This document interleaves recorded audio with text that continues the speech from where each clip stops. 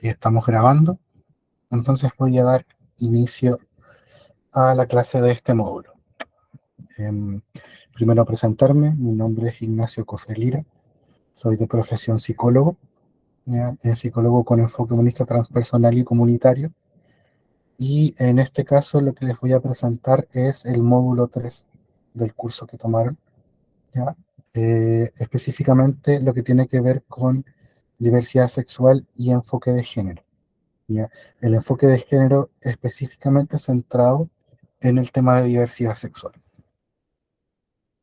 Con lo primero que vamos a partir es en el fondo eh, explicando que eh, el módulo está dividido a ramas generales en cuatro partes, una de conceptos básicos, otra de realidad de nuestro contexto, la legislación y qué podrían hacer ustedes en los distintos dispositivos de salud en los que trabajen o como profesionales de la salud. ¿Ya? Em, es súper importante que aquí entiendan que lo que estamos buscando es que ustedes acepten que existe la diversidad, que acepten que existe la disidencia, que acepten que existe grupos de gente donde estos temas son parte de su identidad, ¿ya? Hay muchas veces tal vez que por creencias personales ustedes no entiendan ciertos conceptos, ciertas prácticas, ciertos sentires. Entonces, este módulo está enfocado en la aceptación para que entiendan o no, puedan aceptar la existencia de esta realidad, ¿ya? También les incentivo a utilizar los espacios de consulta, pregunten todas las dudas que tengan respecto a esto, no sientan que va a haber un juicio de mi parte por preguntar algo que tal vez podría ser muy básico, tal vez podría ser prejuicioso. Un objetivo es que justamente acá se puedan sacar los prejuicios, que los trabajemos, que los conversemos, así que reiterar la invitación a que usen los espacios de consulta o el espacio que dejo después de la clase para que podamos conversar, tal vez puedan preguntar sus dudas, sean cuales sean estas. ¿No? Eh, para entender todo el tema de la comunidad LGBTIQA+, y de la diversidad sexual, hay algunos conceptos básicos que vamos a revisar, ¿ya? Estos son conceptos básicos porque de aquí se construye mucho hacia arriba. Entonces, es por eso que vamos a revisar primero estos cinco, ¿ya? El primer concepto es el sexo asignado al nacer, que antiguamente se conocía como sexo biológico, ¿ya? Y que tal que como dice la presentación, son características anatómicas, cromosómicas y fisiológicas, ¿ya? Que hacen que se le asigne un sexo a alguna persona, ya dada su genitalidad. En este caso, vamos a hablar de lo más común, entendiendo lo más común no como una normalidad, sino como lo que se suele hacer. Ya lo más común es que a una persona, por ejemplo, que nace con vagina, se le asigne el sexo de mujer al nacer, y que a una persona que nace con pene se le asigne el sexo hombre al nacer. Eh, Aquí lo importante es el concepto de asignación, ya que en el fondo, por eso se cambia el concepto de sexo biológico a asignación, porque es algo que, dadas ciertas características, se asume y se le asigna a esta persona que nace, ¿ya? Nuevamente, antes se hablaba de sexo biológico, hoy se habla de sexo asignado al nacer. El segundo concepto es género, ¿ya? Y a grandes rasgos, el género son las creencias, roles, ideas que están presentes en una sociedad determinada, en una cultura determinada y en un contexto histórico determinado. Y todas esas creencias, roles, cualidades, ideas, comportamientos se le asignan a alguien dado el sexo asignado al nacer, ¿ya? Entonces, en lo que solía hacerse, en lo común entre comillas, una persona que nace con vagina se le asigna el sexo mujer y junto con este sexo asignado vienen una serie de creencias, roles, cualidades. En tiempos mucho más antiguos o en otras partes del mundo, por ejemplo, que las mujeres tienen que tener tareas hogareñas versus los hombres que tienen que tener tareas fuera del hogar. más enfocadas en la producción y las mujeres más enfocadas en la reproducción. ¿Por qué es importante, por ejemplo, que entendamos que son en una sociedad, cultura y momento histórico determinado? A principios de siglo pasado, ¿ya?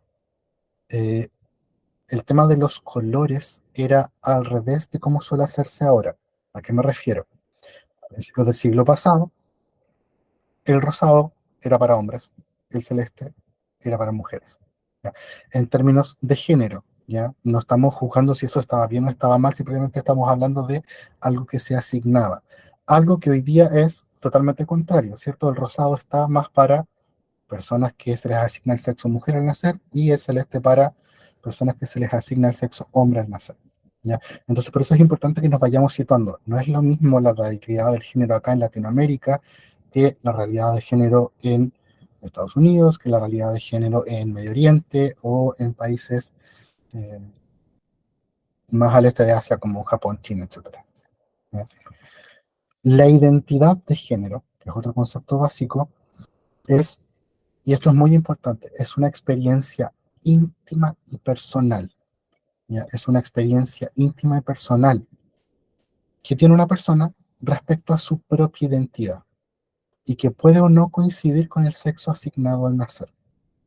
La identidad de género entonces es, por ejemplo, si a mí me asignaron el sexo mujer al nacer, si yo siento que esa es o no mi identidad, porque puede coincidir, ¿ya? Y puede ser que una persona con vagina a la que se le asigna el sexo mujer al nacer esté súper cómoda con eso, ¿ya? O puede que no.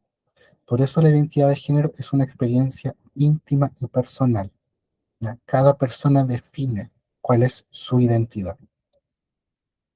La expresión de género ya es, tal como dice ahí, una manifestación externa de los rasgos identitarios de una persona.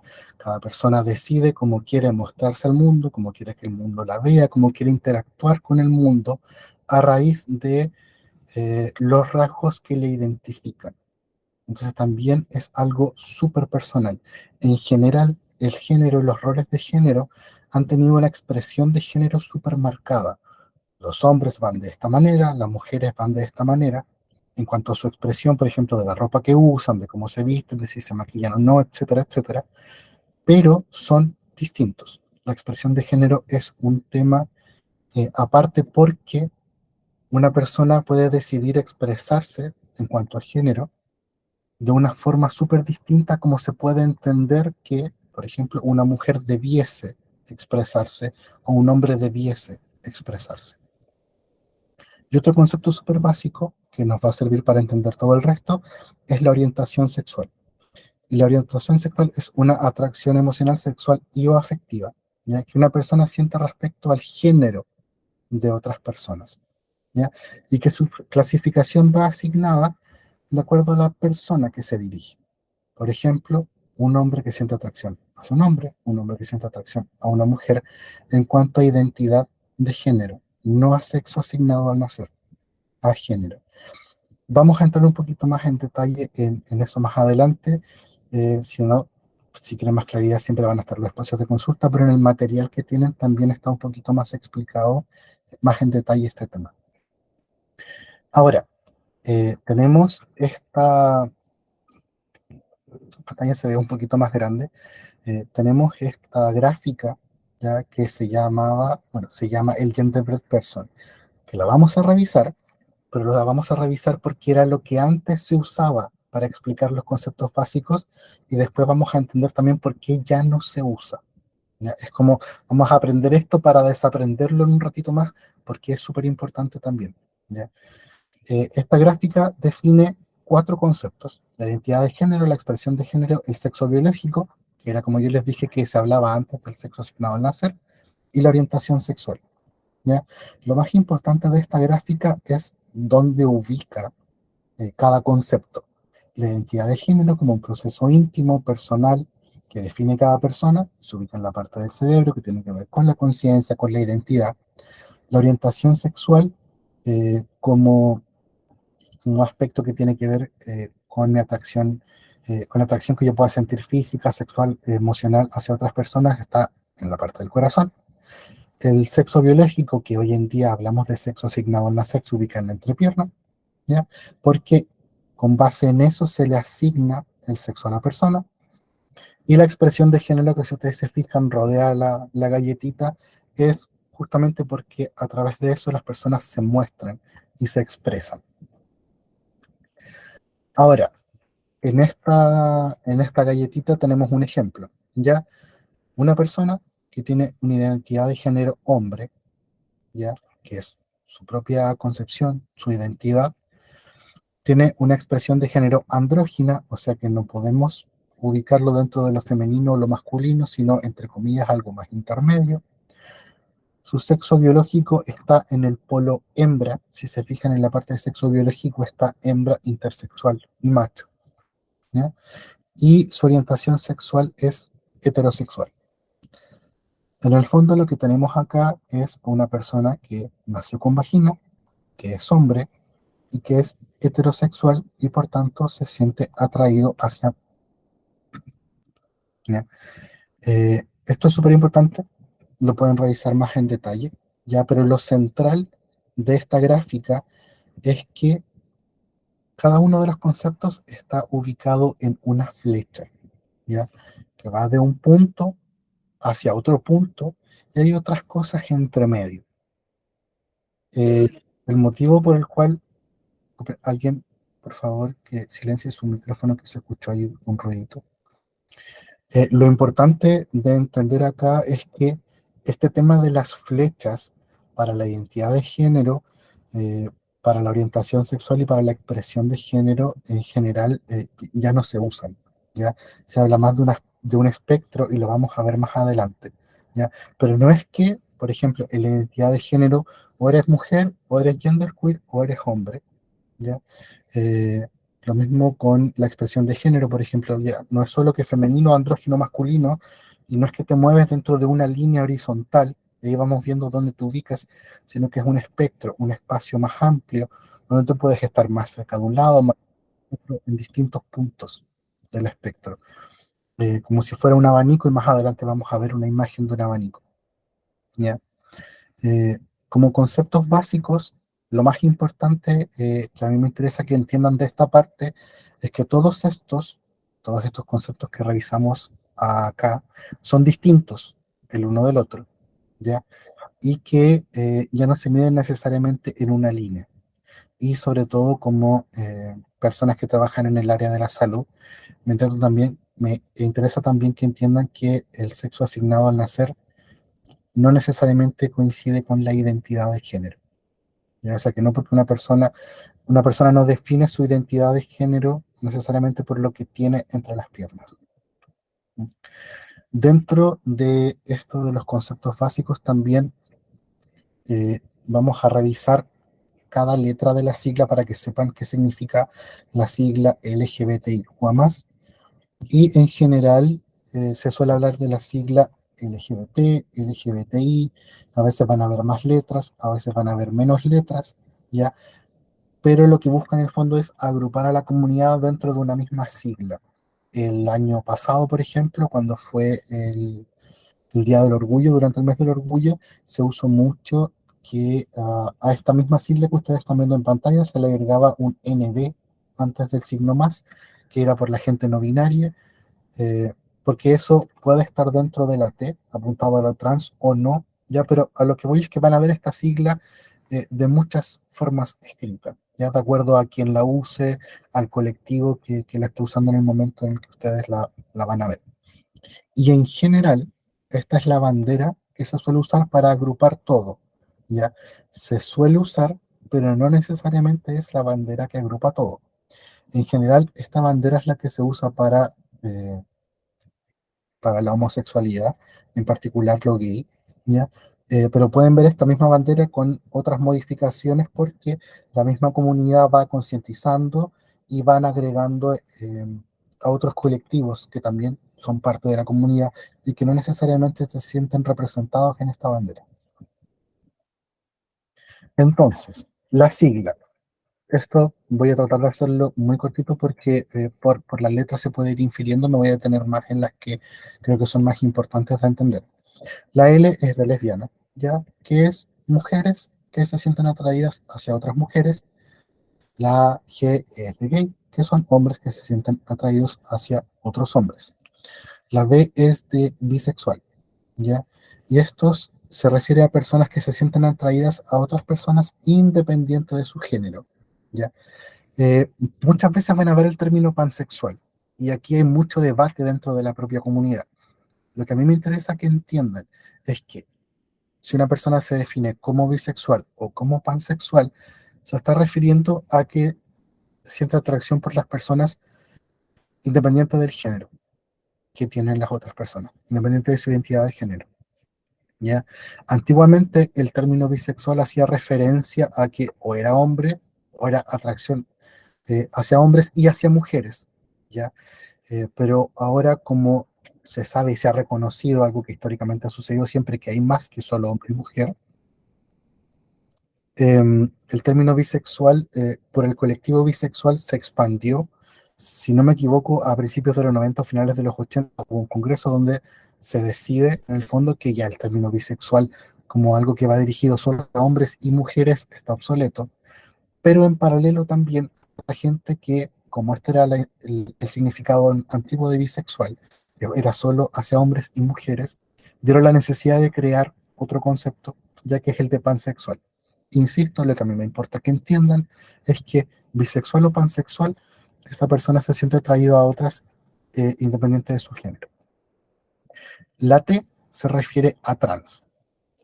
Antiguamente en Latinoamérica se hablaba mucho de si una persona es transgénero o es transexual. Y esto tenía que ver con si la persona se sometía o no a tratamiento hormonal.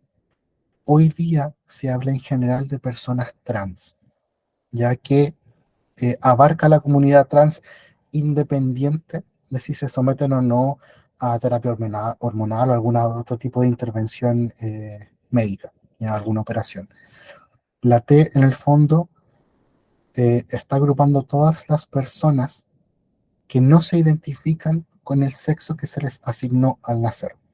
¿Ya? Recordemos, sexo asignado al nacer, naciste con esta genitalidad, te damos entonces esto, mujer u hombre, y en el fondo las personas trans son personas que no se sienten identificadas con ella. ¿Ya? Dentro de lo transgénero y lo transexual, es como lo más clásico que se entendía con la T, pero tenemos otros términos.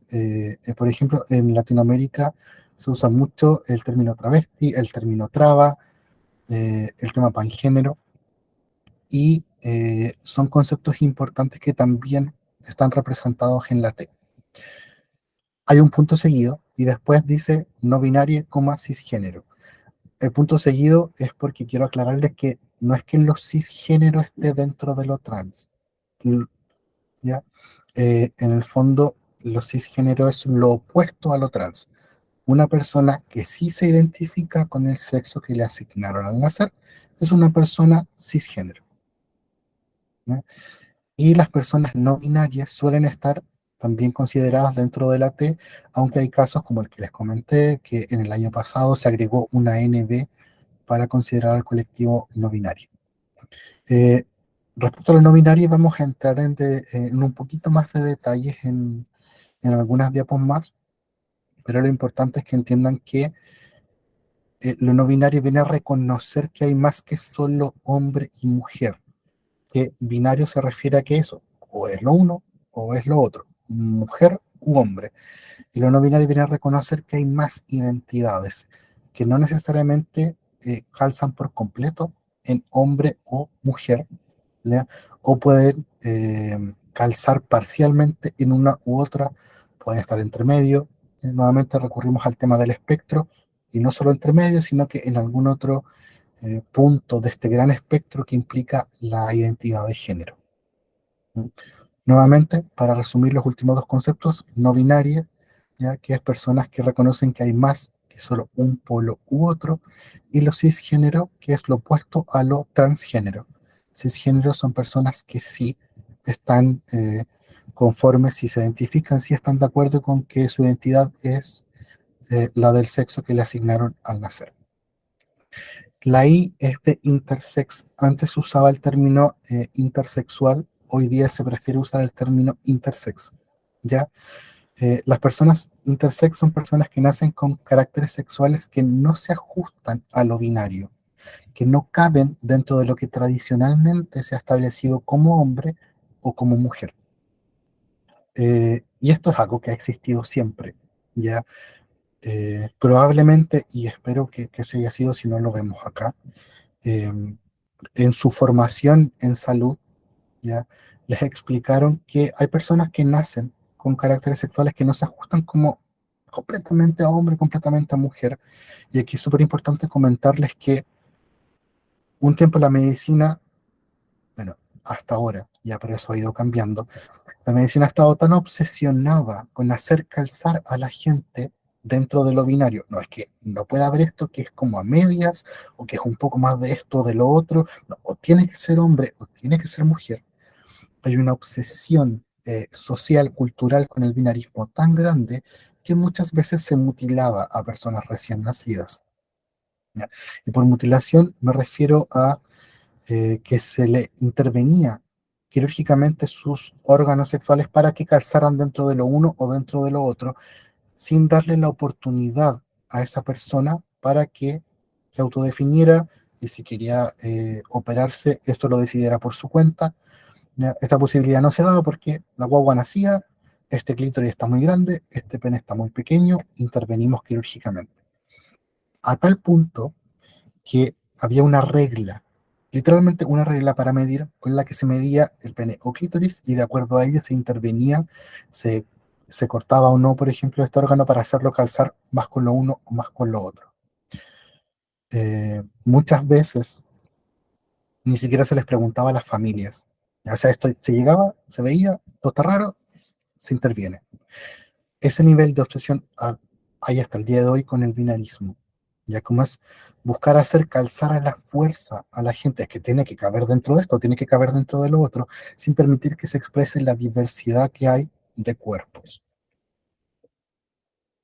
La Q de la sigla es de queer, y este es un concepto complejo que no se usa mucho en Latinoamérica, pero que probablemente han escuchado si ven series o películas de otros países. Por tanto, igual es importante revisarlo. Ya, lo queer se refiere a dos cosas.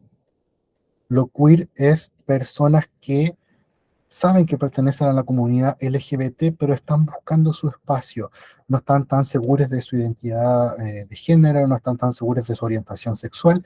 Entonces, son queer porque saben, pero todavía están en el camino de la autodefinición, del autodescubrimiento, probando qué es lo que les gusta, qué no, con qué se sienten cómodos o no. Entonces, lo queer viene a agrupar a esa gente que está en este proceso de búsqueda. Y lo queer también está referido a personas que se identifican con el género fluido, ya que en el fondo el género y la sexualidad no están en un lugar fijo, incluso dentro del espectro. Algo tan simple como que un día están más hacia este lado, otro día están más hacia este otro, hay una fluidez, un constante movimiento. ¿Ya? Em, La A de las siglas se refiere principalmente a la asexualidad, ¿ya? Que son personas que no sienten atracción sexual hacia otras personas. No es que haya ausencia de deseo sexual, sino que eso no se vive en dirección hacia otras personas, ¿ya? No quiere decir, por ejemplo, que una persona asexual no se masturbe, sino que el deseo en interacción con otras personas, atracción hacia otras personas, no está.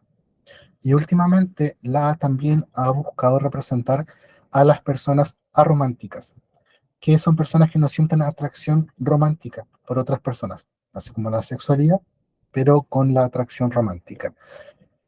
Es súper importante que entendamos que la sexualidad y el romanticismo no son una orientación sexual, ¿ya? Son una forma de vivir cómo se orienta su atracción, ya, pero la atracción sexual tiene que ver hacia quiénes se dirige mi atracción sexual, afectiva, eh, espiritual, intelectual, etcétera. Entonces, por ejemplo, podemos tener una persona gay asexual, una persona lesbiana aromántica, por dar ejemplos, ¿ya? No son orientación sexuales, sí, sino que tiene que está referido a si sienten o no atracción sexual o romántica. Y siempre van a ver el signo más, bueno, no siempre, generalmente van a ver el signo más en la sigla, porque en el fondo el tema del género, la sexualidad, la diversidad de género, es un tema que está en constante cambio y evolución. Evolución en un sentido de que está creciendo constantemente. Entonces, siempre hay cosas que surgen que tal vez no se habían considerado antes. Ya, por ejemplo, el no binarismo estuvo invisibilizado mucho tiempo, pero es algo que ha existido históricamente en la humanidad.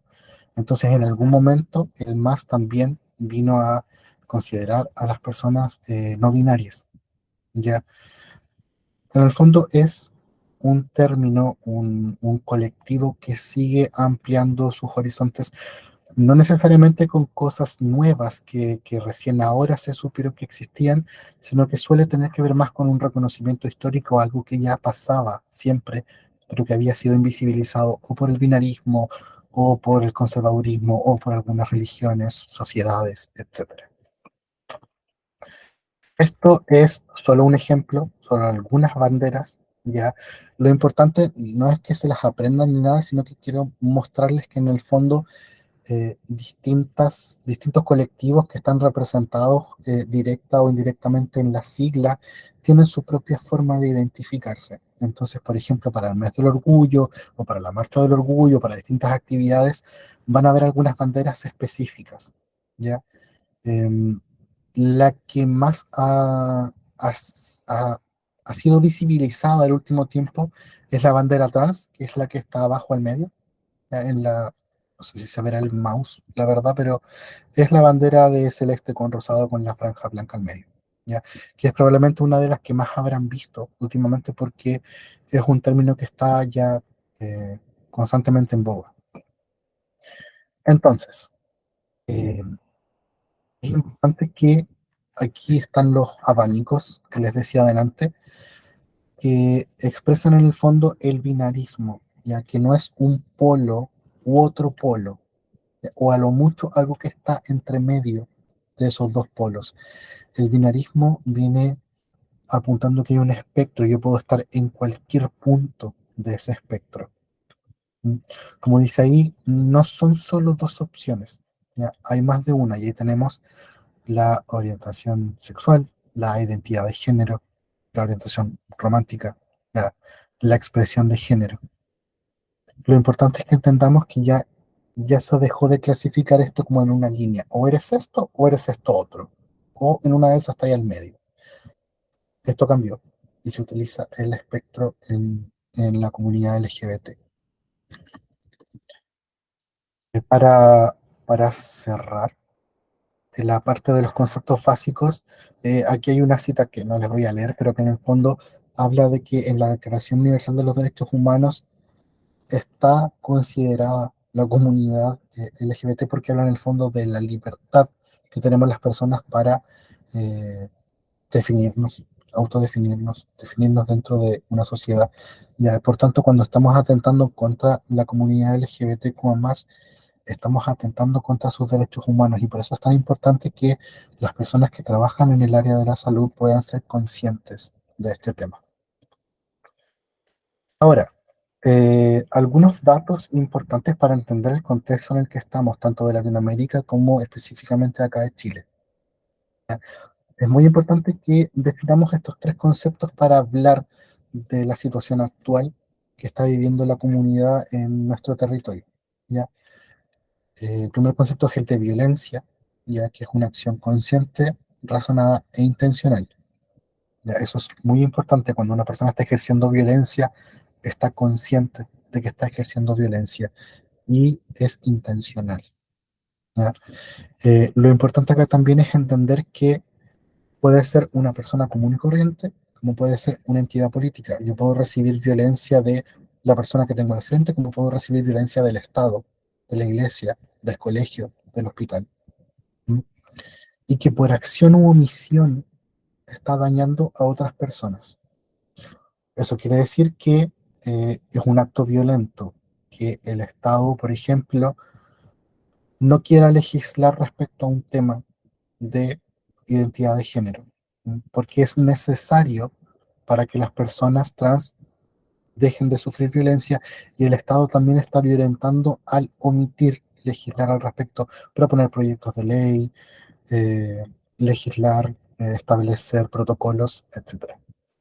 Y la violencia puede ser temporal o permanente. Temporal tenemos, por ejemplo, alguna lesión física. Permanente tenemos la muerte, ¿ya? La muerte es una realidad que vive la comunidad LGBT constantemente, la amenaza del asesinato. Y esto obviamente ya es una violencia física, ya con un desenlace fatal, pero también tenemos violencia psicológica, violencia económica o patrimonial, violencia sexual. Muchas personas de la comunidad sufren violencia sexual, incluso estamos hablando de violación, ¿ya? Algo muy, muy fuerte que quiero comentarles, pero es bastante común, me ha tocado trabajarlo como psicólogo también, es la violación a mujeres lesbianas para hacer que les guste el pene. Ya es algo que pasaba mucho y que sigue pasando. Ya es como con típicos discursos en el fondo de hombres que quieren forzar a mujeres a que dejen de ser lesbianas. Ya, y ahí tenemos un ejemplo clarísimo y fuerte de violencia sexual. Otro concepto súper importante que entendamos para contextualizar es el miedo. El miedo es una emoción básica que todas las personas sentimos, ¿ya? Que tiene que ver con esta sensación de peligro real o irreal. Pero lo importante acá es que las personas de la comunidad LGBTIQA+, sufren constantemente de miedo, ¿ya? Así como, por ejemplo, si hablamos de enfoque de género, podemos hablar del miedo que sienten las mujeres al salir en la noche, porque no solo las pueden asaltar, sino que las pueden violar, ¿ya? Ese constante miedo también lo encontramos en la comunidad LGBTIQA+, ¿ya? Desde actos discriminatorios con violencia psicológica hasta violencia física, asesinatos, agresiones, tortura. Y tortura no solo por parte de eh, personas particulares o grupos, por ejemplo, nazis o neonazis, sino también de instituciones como policías, colegios, hospitales. Y otro concepto súper importante para tener claro en esto es el tema de la salud mental, porque generalmente cuando hablamos de la violencia y el miedo de la comunidad LGBTIQA+, no vamos a lo físico, es lo más visible. Eh, pero la salud mental se puede ver profundamente vulnerada por los actos de violencia. Y no solo de la violencia psicológica que atenta directamente contra la salud mental, ¿ya? Sino que a todo tipo de violencia, porque todo tipo de violencia tiene un impacto en la salud mental de las personas, ¿ya? Entonces, no es que una persona, por ejemplo, sea agredida económicamente y, bueno, la dejaron sin plata y ahí quedó, pero igual anda feliz, aunque no tenga ni uno. O sea, estamos hablando de que el hecho de que, por ejemplo, te hayan agredido en cuanto a violencia económica implica toda una serie de efectos en la emocionalidad de la propia persona. Y si bien esto es importante para cualquier tipo de persona, cuando hablamos de la comunidad LGBTIQ+, estamos hablando de que constantemente tienen expuesta su salud mental a vulneración. Es un estado constante de alerta porque la violencia es tanta que en cualquier rincón se pueden topar con alguna agresión. Entonces es una salud mental que está constantemente amenazada. Eh, Otro tema igual es súper importante porque generalmente cuando hablamos de la agresión, ya, y aquí voy a usar el término homofobia porque es el más conocido. Generalmente hablamos de eso, de homofobia, ¿cierto? Hoy un acto homofóbico, un crimen homofóbico, eh, violencia homofóbica, discriminación homofóbica, que en el fondo se refiere a que detrás de la acción de alguien contra una persona homosexual hay homofobia. Ese término está en desuso. y ha sido súper difícil erradicarlo, pero está en desuso porque en el fondo la fobia implica miedo.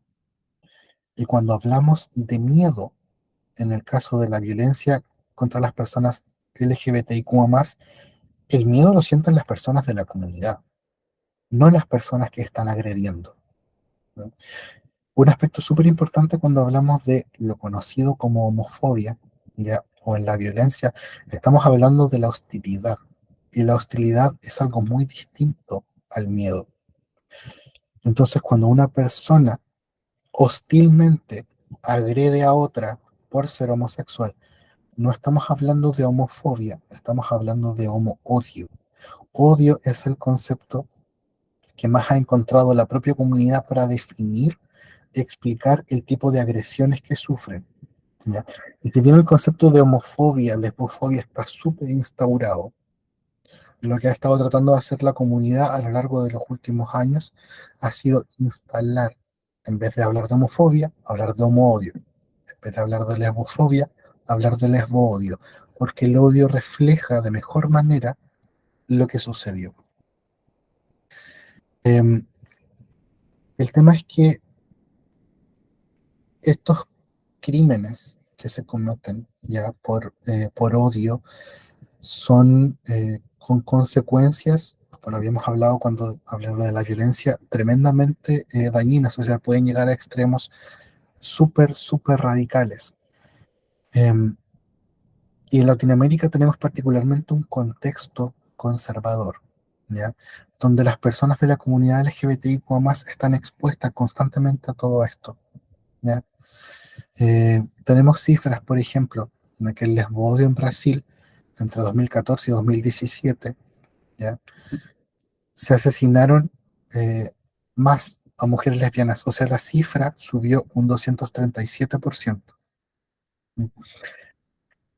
Y no es coincidencia con el auge de figuras públicas como Bolsonaro, que independiente de si ustedes simpatizan o no con él políticamente, hay un discurso de conservadurismo y de lesbo-odio o LGBTIQ más odio, ¿ya?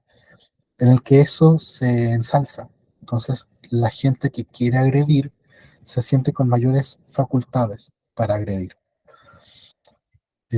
También Brasil, ya, pero hablando de México también, hay mayores asesinatos a personas trans, ¿ya? La presencia del trans odio.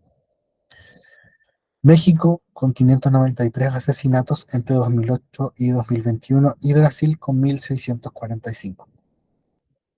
Otro punto, otro estudio importante hablaba del contexto educativo, ¿ya?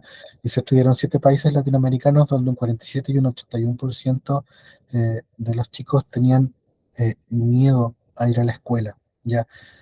Por su orientación sexual y de un 32 a un 63% por su expresión de género. O sea, en el fondo por cómo se muestran al mundo, por cómo se visten, por cómo se arreglan. Eh, lo más preocupante de esto y lo que más me interesa que se lleven del contexto, incluso más allá de las cifras, es que las cifras son de lo que se sabe. Y el tema es que sabemos muy poco, porque mucho de lo que se vive dentro de la comunidad LGBTIQ+, se vive en la clandestinidad.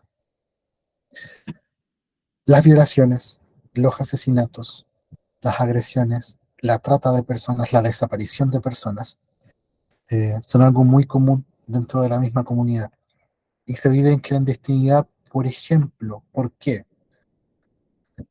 Una persona a la que se le asignó el sexo hombre al nacer, cuya identidad de género es mujer, lo empieza a manifestar dentro de su familia y algo muy común en Latinoamérica es que la familia la echa de la casa. Y esta persona, si no tiene los recursos, si no tiene una red de apoyo, pasa a vivir en la calle. Y lo que sea que le pase en la calle queda en la clandestinidad. Y esas cifras en general no están en los estudios, no están en las encuestas, no se conoce mucho de lo que pasa con la comunidad LGBTIQ+, no se sabe, porque no podemos acceder a esas cifras.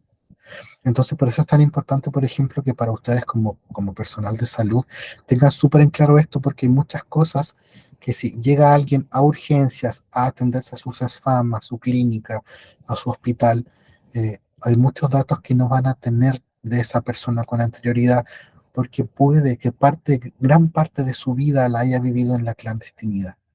Y es importante que tengamos conciencia de eso para poder recibir a estas personas eh, como se merecen en su atención en salud. En el archivo que tienen van a encontrar estos 4 casos, ya que son casos extremadamente polémicos y terribles en Chile. ¿Ya? Eh, Hoy más que nada quiero centrarme en el tema del bus naranjo. ¿Ya? Sobre los otros casos van a encontrar el detalle como les decía, en el documento. ¿Ya? Pero en el caso del bus naranjo, que no sé si todos ustedes sabrán o habrán estado pendientes de la tele en ese momento, fue un bus que promovía el transodio que se vino a instalar aquí en Chile y en otros países y daba vueltas con mensajes tipo, no se meta con mis hijos pueden tener, o sea, mi hijo es hombre o es mujer, con la parte del homodio, mi hijo tiene derecho a un papá y una mamá, entonces estaban en contra de la adopción homoparental. Y en el fondo lo que quiero que entiendan de esto es que es tremendamente violento que se avale y se permita circular a un bus con discursos tan odiantes y tan profundamente dañinos para gran parte de la población en cuanto a la salud mental. Y esto se permitió, así como si nada. Entonces, quiero que esto les ayude a comprender la constante vulneración en que las personas de la comunidad LGBTIQA+ están, porque a esta persona se les ocurrió venir con el bus para acá, le dieron permiso y se pasearon como quisieron. Y al igual que como les comenté con el efecto Bolsonaro en Brasil, cuando las personas, por ejemplo, homoodiantes, ven que el homoodio está siendo validado en el espacio público, ven incentivado su deseo de tomar conductas homodiantes. Y por ejemplo, eso puede traducirse en agresiones, en violencia, en redadas a disco gays, etcétera. Porque las personas ven validado esto de, a mí me caen mal los gays, voy a hacer lo que quiera contra ellos. Y más encima esto está reforzado en lo público, sale en la tele y como que agarran fuerza. Hay un proceso mental ahí de agarrar fuerza en sus creencias y querer llevarlo no solo al pensamiento, sino que a la conducta. En cuanto a la legislación, en lo internacional, lo importante eh, acá es que entiendan que tanto en la Declaración Universal de los Derechos Humanos como en las políticas de la ONU, de la OEA y de la OPS, se han dado explícitamente eh, luces de avanzar en pro de la comunidad LGBTIQ+, ¿ya? Que por diversidad sexual las personas no pueden ser discriminadas. La OPS, por ejemplo, habló de terminar con las terapias de conversión que en lo clandestino se siguen haciendo. Ya, las terapias de conversión, y se los puedo decir como psicólogo, en la clandestinidad siguen existiendo estos lugares donde la gente va a dejar de ser gay, dejar de ser lesbiana, dejar de ser bisexual, y pasan por un proceso de tortura terrible. Entonces, existen acuerdos internacionales a los que Chile como Estado está suscrito y que en el fondo dictaminan que debiésemos tener políticas públicas que vayan en favor de la comunidad LGBTIQ+. Y en Chile tenemos la conocida como Ley Zamudio, que surge posterior a la golpiza, tortura y que finalmente termina en el fallecimiento de Daniel Zamudio, que lo pueden revisar a mayor detalle en el material que hay para este módulo, el acuerdo de unión civil, la ley de identidad de género y la ley de matrimonio igualitario. Lo que quiero enfatizar acá es que cuando se legisla en pro de la comunidad LGBTI, se está legislando en pro de toda la población. Explícitamente podemos ver eso en el acuerdo de unión civil, que fue algo así como el proto matrimonio igualitario, pero que finalmente terminó funcionando para toda la gente, o sea, gente con relaciones heterosexuales, tanto con gente con relaciones homosexuales que pudieron unirse civilmente. Y ahí hay un- una evidencia explícita, pero también es implícito que cuando se legisla en pro de población que ha sido constantemente vulnerada y que está en una situación más desfavorecida, eso beneficia a la población en general. Respecto específicamente al tema en salud, ¿ya? Tenemos la ley de derechos y deberes, ¿ya? Donde eh, en el fondo se plantean que específicamente en salud estas personas también tienen derechos específicamente por pertenecer a la comunidad LGBT, ¿ya? Me interesa particularmente los tres conceptos que están destacados ahí. Ustedes, como personas que trabajan en el área de salud, tienen el deber de llamar a las personas por su nombre social. Mi nombre, el que está en mi carnet, es Ignacio, pero si yo fuera una persona trans y quisiera elegir un nombre con el que realmente me identifico, ustedes tienen el deber de llamarme por ese nombre. Y actualmente, en muchos centros de salud, eso no es respetado y es ley hace rato. ¿Ya? Hay una circular incluso específica que, si no me equivoco, está en su material, que no recuerdo ahora exactamente, pero que les dice que tienen que tratar a las personas por su nombre social. Y eso sigue no sucediendo. Em, el acompañamiento, ya las personas tienen derecho a ser acompañadas, y aquí es muy importante que le preguntemos a la persona por quien desea ser acompañada. Muchas veces tendemos a asumir que, bueno, si una persona llega, por ejemplo, a urgencia y la quieren venir a ver porque después la hospitalizaron, bueno, que entre en la familia. Muchas veces la familia es, la familia son las personas que más han discriminado a las personas de la comunidad LGBTIQ+.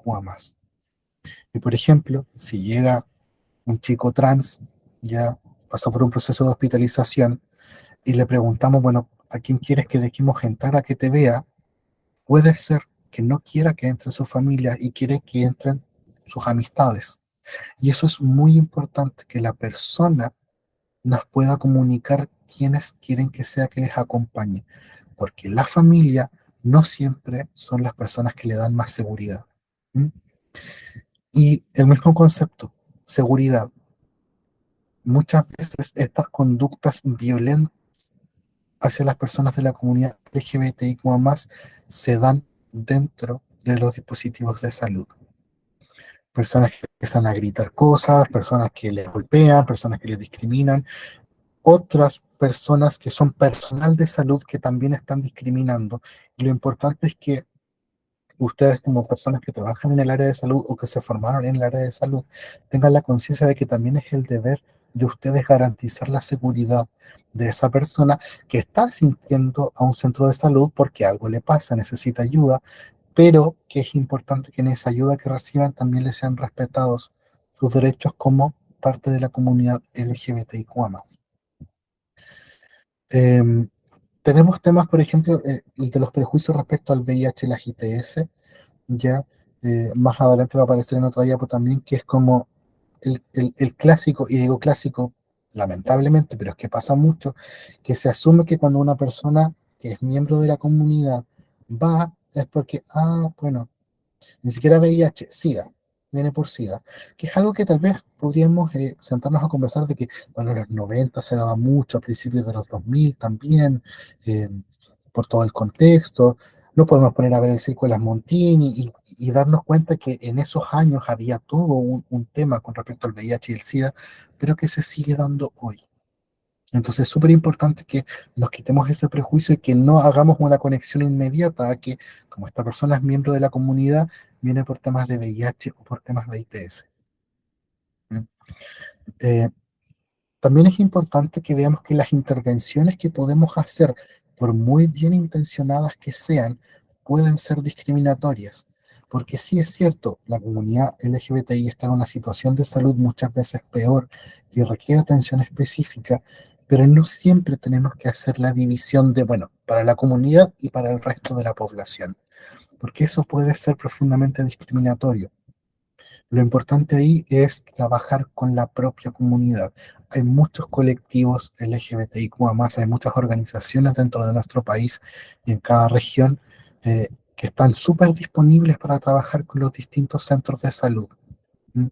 Y preguntarles su opinión y formar políticas internas con estos grupos puede ser tremendamente alivianador y tremendamente preventivo para no caer en prácticas discriminatorias. Considerando eso, también es importante que no dejemos otras variables fuera. Y esto es específico para la comunidad, pero sirve para todo. Ok, esta persona que viene es gay, pero no es solo gay, puede ser pobre, puede ser una persona en situación de discapacidad, puede ser una persona que también pertenece al trastorno al espectro del autismo. Entonces, hay muchas variables. Una persona, no por ser miembro de la comunidad LGBTIQ+, solo es miembro de esa comunidad. Mm. También puede ser mujer, también puede ser mapuche, también puede ser pobre. Entonces, es importante que veamos de una forma más sistémica la atención en salud que nos permita considerar todo el contexto de esas personas. En ese sentido, como les decía, ¿cierto? Em, para, para ver el tema de los derechos sexuales y reproductivos, lo principal en términos de diversidad sexual tiene que ver con la no discriminación por ITS-VIH, ¿ya? Eh, y en el fondo tomar conciencia de los propios prejuicios que hay, ¿ya? También es importante que nos vayamos fortaleciendo en áreas como la homoparentalidad, en áreas como la expresión de género, no asumir por cómo viene vestida una persona, cuál es su género, cuál es su sexo asignado al nacer. Una persona puede tener pene o puede tener vagina, pero no necesariamente eh, se identifica con el sexo asignado al nacer. ¿Ya? Entonces, para poder considerar y trabajar en pro de los derechos sexuales y reproductivos de la propia comunidad, es importante que le permitamos a la gente definirse, preguntarle cuál es tu nombre, con qué pronombre quieres que me refiera a ti, por ejemplo. Entonces, ¿qué es lo que pueden hacer ustedes? ¿Ya? Lo primero es la consideración de los derechos humanos. Es muy importante que como personas del área de la salud tengan un conocimiento súper básico, pero por ejemplo, leer las primeras dos páginas de la Declaración de los Derechos Humanos puede ser súper útil porque van a entender en el fondo que hay una protección hacia todas las personas. ¿Mm? Es súper importante también que entiendan que muchas veces estamos en programas de salud, estamos con políticas de gobierno aplicadas específicamente a salud que pueden ser súper promovedoras de los derechos de las personas de la comunidad LGBTIQ+, o pueden incluso ir en contra. Que ahí es muy importante que seamos capaces de tener la visión y el tino de saber cómo aplicar las leyes o las distintas estructuras de nuestro programa que llevamos para no ser discriminatorios o violentos con las personas de la comunidad LGBTIQ+. ¿Mm? La vulnerabilidad a la mala salud se puede reducir adoptando medidas para respetar, proteger y cumplir los derechos humanos. Eso que está escrito ahí es, en el fondo, considerar los derechos humanos en la atención en salud.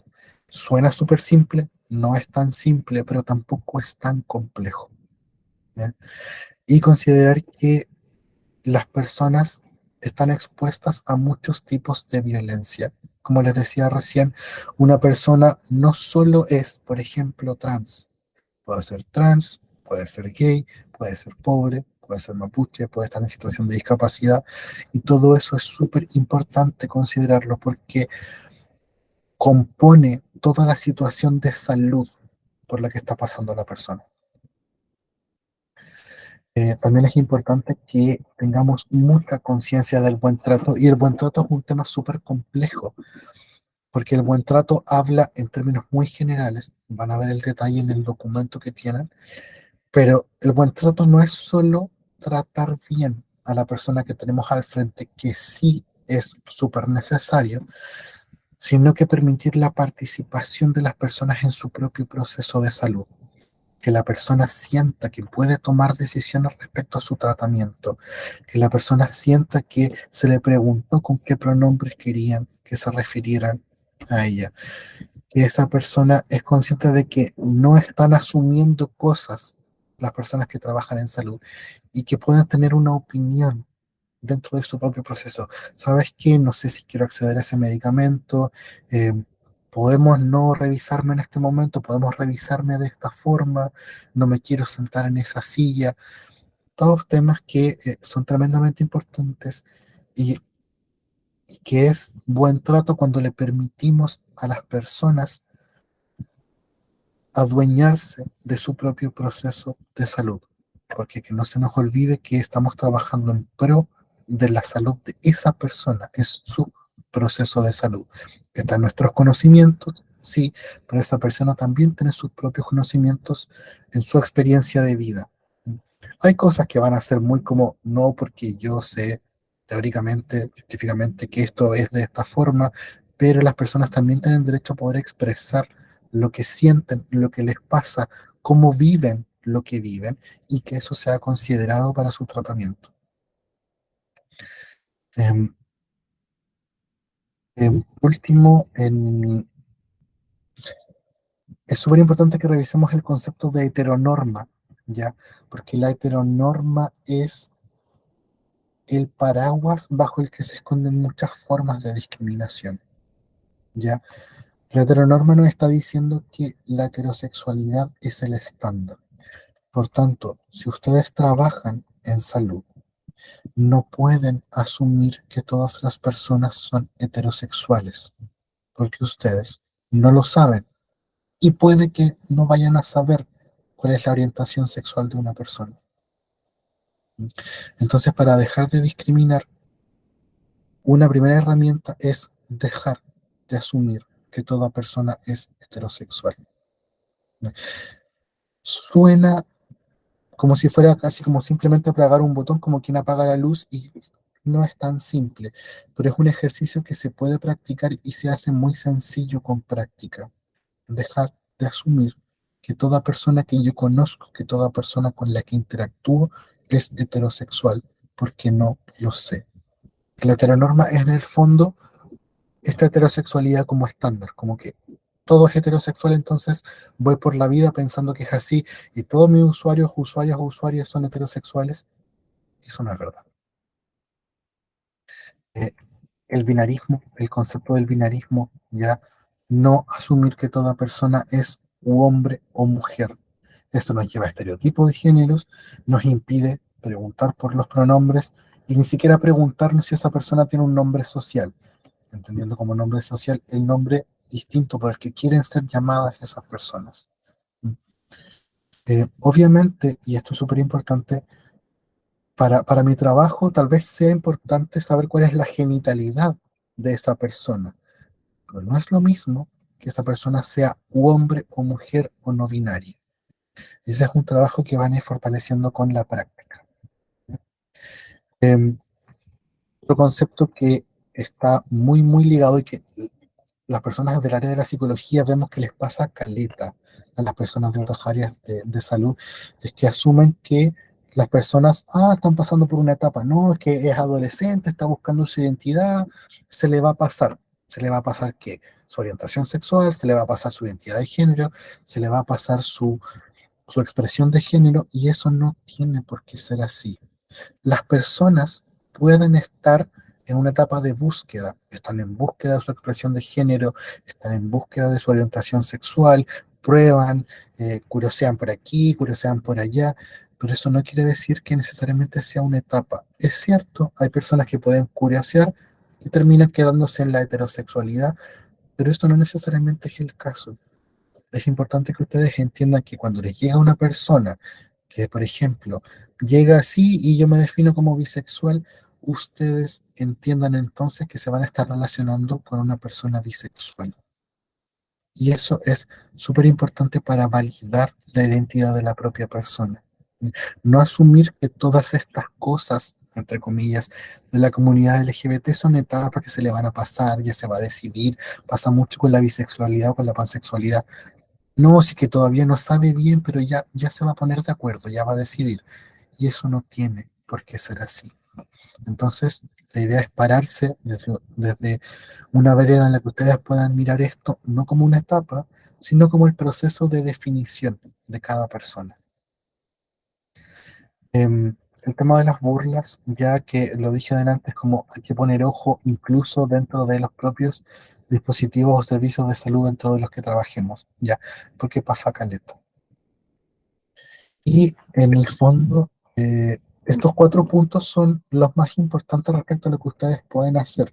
Lo que están haciendo ahora es la formación individual.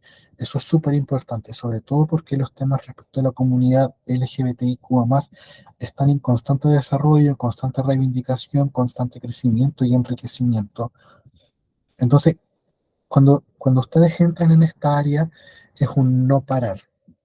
Ya es como la salud, siempre hay cosas nuevas que hay ir aprendiendo, siempre hay cosas que se van fortaleciendo, enriqueciendo en este tema. Y es importante que tengan la apertura para poder ir recibiendo estos nuevos temas, estas nuevas cosas que ustedes desconocían, e ir haciendo procesos de reflexión que acompañen esta, este aprendizaje. Y por lo mismo también es importante que entendamos que esto es un problema colectivo. O sea, esto no se trata de que la señora Juanita discrimina a Pedrito por su orientación sexual. Esto es un problema que tenemos como sociedad, es un problema que tenemos como personas que trabajamos en el área de la salud y que por lo mismo discutir e informarse es súper importante no solo en lo individual, sino que en lo colectivo. Habilitar espacios en nuestros trabajos para hablar de estos temas, para tomar conciencia, para contactar personas que sepan del tema o personas de la propia comunidad y conversar con esas personas es tremendamente enriquecedor y permite que ustedes se concienticen y concientizar también. Los espacios de salud son espacios de mucho poder dentro de nuestra sociedad, ¿ya? Porque son espacios donde la gente acude generalmente cuando está bajo una vulneración de su salud física o de su salud emocional. Entonces, la conciencia en estos espacios es tremendamente importante. Dicho eso, lo que voy a hacer ahora es detener la grabación porque la clase en sí ya terminó y después, para quienes quieran consultar algo, va a quedar el espacio habilitado. Pero primero, la grabación que estoy buscando cómo detenerla.